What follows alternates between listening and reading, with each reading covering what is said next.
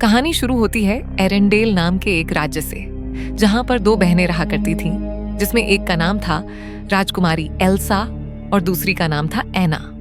जब राजकुमारी एल्सा का जन्म हुआ तो उसके पास कुछ जादुई शक्तियां थीं। वह जिस चीज को छूती वह बर्फ में बदल जाती थी। इन शक्तियों के कारण दोनों बहनें खूब मौज मस्ती करती थीं।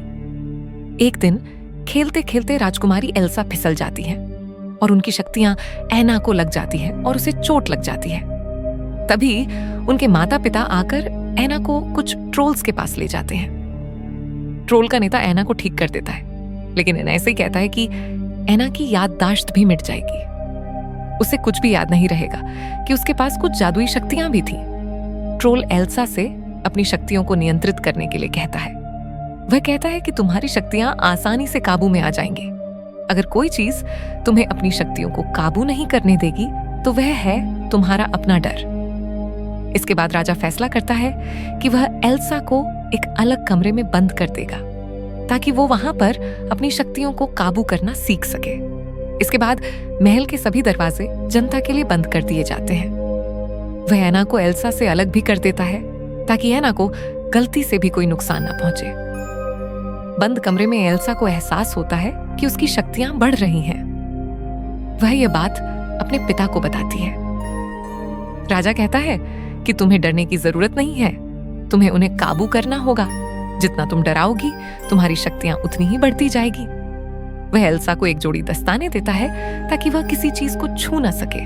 और एना कई बार एल्सा से बात करने आती है, लेकिन एल्सा उसे कोई जवाब नहीं देती। इस बात से एना बहुत दुखी हो जाती है और इसी तरह कई साल बीत जाते हैं। राजकुमारियां अब बड़ी हो गई हैं। एक दिन उनके माता पिता को कहीं यात्रा पर जाना होता है। रास्ते में आए तूफान के कारण उनका जहाज नष्ट हो जाता है और उनकी मृत्यु हो जाती है।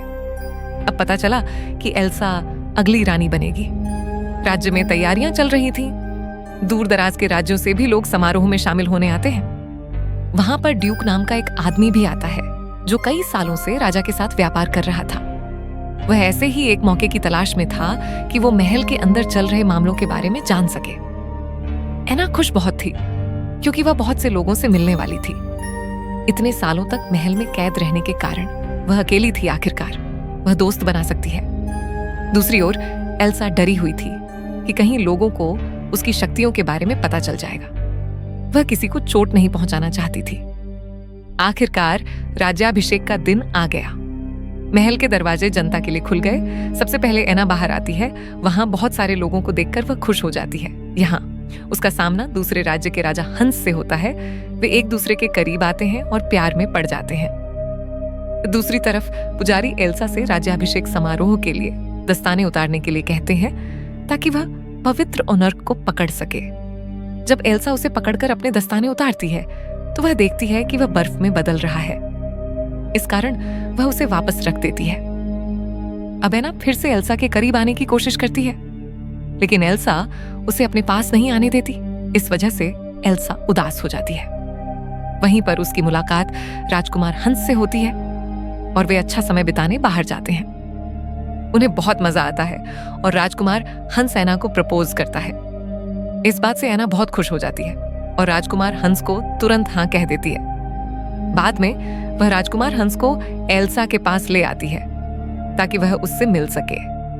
जब वह एल्सा को बताती है कि वे शादी करने वाले हैं तो एल्सा उसे तुरंत मना कर देती है और कहती है कि इस तरह का फैसला जल्दबाजी में नहीं लिया जा सकता। इस वजह से एना एल्सा से नाराज हो जाती है। वह पूछती है कि वह ऐसा क्यों कर रही है। एल्सा उससे कोई जवाब नहीं देती और वह एना के पास जाती है। इस बहस में ना उसका एक दस्ताना उतर जाता है जिससे एल्सा आग बुला हो जाती है और उसकी शक्तियां सक्रिय हो जाती हैं। यहाँ पर ड्यूक को उस महल का राज समझ आ जाता है जो कई सालों से छिपा हुआ था।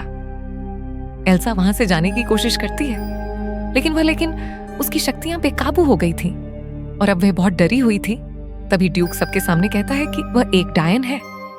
इस बात से एल्सा को बहुत दुख होता है और वो वहां से राज्य के बाहर पानी के रास्ते राज्य के दूसरी ओर चली जाती है और उसकी वजह से आसपास का पानी भी बर्फ में बदल जाता है और बर्फबारी भी शुरू हो जाती है, जिसके बाद पूरा राज्य कभी न खत्म होने वाली सर्दी में बदल जाता है। इन सब के बाद ड्यूक कहता है कि यह सब एल्सा के श्राप की वजह से हो रहा है। लेकिन तभी एना अपनी बहन का बचाव करती है और कहती है कि मेरी बहन कोई डायन नहीं है और ना ही उसने कोई श्राप दिया है। इसके बाद वह महल की सारी जिम्मेदारी हंस को सौंप देती है और अपनी बहन की तलाश में निकल पड़ती है। उधर एल्सा भी चलते चलते एक पहाड़ पर पहुंचती है। वहां उसे एहसास होता है कि अब उसे अपनी शक्तियों से डर नहीं लगता। यहाँ पर इस फिल्म का सबसे फेमस गाना लेट इट गो बजाना शुरू होता है। इसमें दिखाया गया है कि कैसे एल्सा अपनी शक्तियों से एक सुंदर महल बनाती है। एना अपनी बहन को ढूंढते हुए एक दुकान पर भी पहुंचती है। उसकी मुलाकात क्रिस्टोफ नाम के एक आदमी से होती है।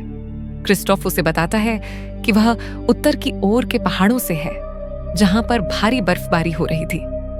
एना समझ जाती है कि एल्सा वहां जरूर होगी और यह आदमी उसे वहां ले जा सकता है। क्रिस्टोफ उसे बताता है कि वह बर्फ बेचता है, लेकिन भारी बर्फबारी के कारण उसका धंधा मंदा पड़ गया है और उसके पास सामान खरीदने के लिए भी पैसे नहीं हैं। एना उससे कहती है कि मैं तुम्हारे लिए सामान खरीदूंगी और मुझे भारी बर्फबारी को रोकना भी आता है। इसके लिए तुम्हें मुझे उत्तर दिशा में ले जाना होगा। क्रिस्टोफ इसके लिए तैयार हो जाता है और वो दोनों एक हिरन गाड़ी पर बैठकर वहां से निकल पड़ते हैं। अब एना रास्ते में उसे पूरी कहानी सुनाती है। वह हंस से शादी करना चाहती थी, लेकिन उसकी बहन ने मना कर दिया। क्रिस्टोफ भी उसकी बहन की बात से सहमत था। वह कहता है, मुझे भी लगता है कि तुम्हारी बहन ठीक ही कह रही थी, क्योंकि इतनी जल्दबाजी में बिना किसी को जाने बगैर किसी से शादी नहीं करनी चाहिए। तभी अचानक से उसका हिरन रुक जाता है और वहां पर बड़ी अजीब सी आवाज आने लगती है। तभी उन लोगों को पता चलता है कि बहुत सारे भेदियों ने उन्हें घेर लिया है। उन सबसे बचने के लिए क्रिस्टोफर अपनी बग्घी को खाई के दूसरी तरफ जाने के लिए जंप करवाता है। अब यहाँ पर क्रिस्टोफर, उसका हिरन और एना तो बच जाते हैं, लेकिन उसकी बग्घी खाई में गिरकर नष्ट हो जाती है। इसके बाद का सफर वह लोग पैदल ही तय करते हैं। थोड़ी दूर आगे जाने के बाद उन लोगों को एल्सा का बनाया हुआ एक स्नोमैन मिलता है, जिसका नाम ओल्फ है। एना ओल्फ से कहती है कि हमें एल्सा के पास ले चलो, क्योंकि इस बदलते मौसम को ठीक करने के लिए हमें एल्सा के पास जाना बहुत जरूरी है। इस पर ओल्फ उनसे कहता है, ठीक है, चलो मेरे साथ। वहीं दूसरी तरफ राज्य में जब आना का घोड़ा अकेले वापस आता है, तो हंस उसे देखकर समझ जाता है कि शायद एना किसी खतरे में है और वह उसे बचाने के लिए वहां से निकलने का फैसला करता है। ड्यूक भी हंस के साथ अपने 2 आदमियों को भेजता है और वह उनसे चुपके से कहता है कि एल्सा को मार देना। उधर दूसरी तरफ क्रिस्टोफर और एना ओल्फ एल्सा के महल पहुंच जाते हैं। एना अकेली अंदर जाती है और कहती है, देखो, मौसम बर्बाद हो गया है, हर तरफ बहुत ज्यादा बर्फ गिर रही है और तुम्हें वापस आकर सब कुछ ठीक करना होगा। एल्सा कहती है कि मैं अपनी शक्तियों पर नियंत्रण नहीं रख सकती और अब कुछ भी ठीक नहीं होगा। एना एल्सा को अपनी बात मानने के लिए मनाने की कोशिश करती है, लेकिन वह मना कर देती है। तभी उसकी शक्तियां फिर से बेकाबू हो जाती हैं और एना को फिर से चोट लग जाती है। ये देखकर क्रिस्टोफ कहता है, चलो हम वापस चलते हैं, लेकिन एना उससे कहती है कि मैं अपनी बहन के बिना वापस नहीं जाऊंगी। जब एना एल्सा की बात नहीं मानती, तो एल्सा यहाँ एक राक्षस पैदा करती है, जिसका नाम मार्शमैलो था और उसकी योजना उन्हें डराकर भगाने की थी। और फिर ऐसा ही होता है। क्रिस्टोफ, एना और ओलफ वहां से बचकर भाग निकलते हैं और वे पहाड़ से कूद जाते हैं। जब वे नीचे आते हैं, तो क्रिस्टोफ एना के सफेद बालों को देखता है। उसे समझ आता है कि यह एल्सा के जादू की वजह से हुआ है और इसके बाद में वह एना को लेकर अपने ट्रोल परिवार के पास ले जाता है। ये वही ट्रोल थे जिन्होंने पहले एना का इलाज किया था। वे उन्हें देखकर खुश हो जाते हैं और सोचते हैं कि शायद एना क्रिस्टोफ की गर्लफ्रेंड है। वो यहाँ पर उन दोनों की शादी भी कराने वाले थे, लेकिन क्रिस्टोफ देखता है कि एना बर्फ की तरह ठंडी है। क्रिस्टोफ उस ट्रोल के नेता को बुलाता है जिसने बचपन में एना को ठीक किया था।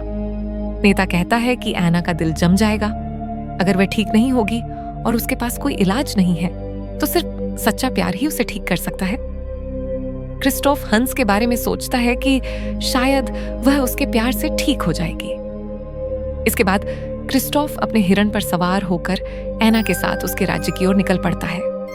वहीं दूसरी तरफ हंस अपनी सेना और ड्यूक के 2 साथियों के साथ एल्सा के महल पहुंचता जाता है, जहां उनका सामना उसी राक्षस से होता है।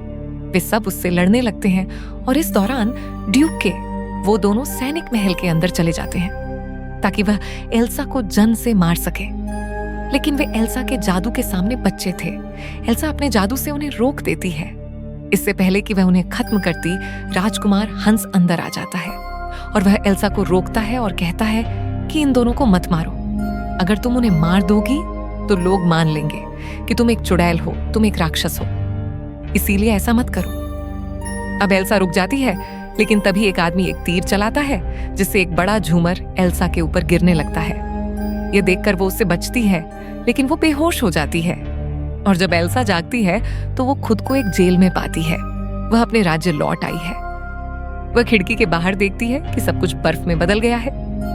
राजकुमार हंस एल्सा के पास आता है और उससे इस कभी न खत्म होने वाली सर्दी को ठीक करने के लिए कहता है।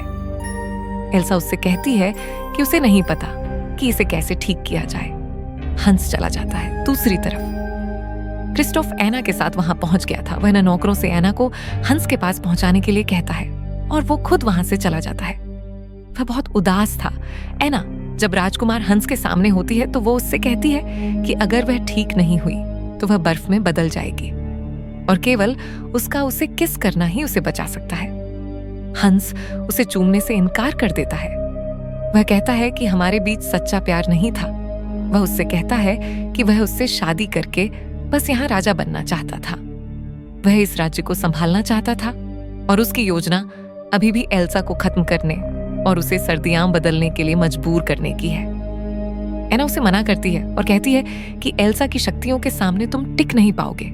लेकिन हंस उसे एक कमरे में छोड़कर वहां से चला जाता है। अब हंस और ड्यूक और बाकी सब लोगों के पास जाता है और उन्हें बताता है कि एना की मौत हो गई है, लेकिन उसकी मौत से पहले उनकी शादी हो गई थी। वह इन सब के लिए एल्सा को दोषी ठहराता है। वह उन्हें बताता है कि वह वास्तव में एक चुड़ैल है, इसलिए उसे मार देना चाहिए। ड्यूक और अन्य लोग राज्य की स्थिति देखकर उसकी बात पर विश्वास करते हैं। वे सभी इस बात पर सहमत हैं कि एल्सा को मार देना चाहिए। दूसरी ओर जब हंस एल्सा को जब मारने जाता है तो उसे पता चलता है कि वह जेल तोड़कर भाग गई है। उधर क्रिस्टोफर जब वहां से जा रहा था तब वह राज्य के ऊपर एक बहुत बड़ा बादल देखता है। वह समझ जाता है कि एना खतरे में है। वह उसे बचाने के लिए वापस जाता है। अब ओलाफ भी एना के पास पहुंच जाता है। एना उसे बताती है कि हंस ने उसे धोखा दिया है। ओलाफ उसे बताता है कि उसे लगता है कि क्रिस्टोफर उसका सच्चा प्यार है और वह उसे पसंद करता है। वे किसी तरह महल से बाहर निकलते हैं, जहां पर उन्हें एक भयंकर बर्फीला तूफान दिखाई देता है। वे क्रिस्टोफ को ढूंढ रहे थे और क्रिस्टोफ भी उन्हें ढूंढ रहा था। हंस एल्सा के पास आता है। वह एल्सा को बताता है कि कैसे एना उसकी वजह से मर गई। यह सुनकर एल्सा बहुत उदास हो जाती है। उसकी उदासी के कारण तूफान थम जाता है। एना को ऐसा लगता है जैसे वह धीरे धीरे बर्फ में बदल रही है। उसे दूर से क्रिस्टोफ आता दिखाई देता है। उसी समय वह देखती है कि हंस एल्सा को मारने वाला है। इससे पहले कि वह एल्सा पर तलवार से हमला करता, एना सामने आती है और बर्फ में बदल जाती है और इस तरह से वो तलवार टूट जाती है और हंस दूर जाकर गिर जाता है।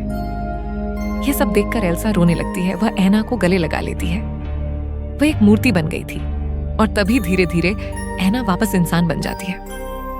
ओलफ सबको बताता है कि ट्रोल के नेता ने शायद उसे सच्चे प्यार के बारे में बताया था। एल्सा भी समझ जाती है कि सिर्फ प्यार ही उसकी शक्तियों को काबू कर सकता है। इसके बाद एल्सा धीरे धीरे हर जगह से बर्फ हटा देती है और उसका राज्य फिर से पहले जैसा हो जाता है। बाद में वह ओलफ को उसका खुद का बादल भी देती है ताकि वह कभी पिघले नहीं। इसके बाद एना हंस से उनके राज्य से दूर चले जाने के लिए कहती है।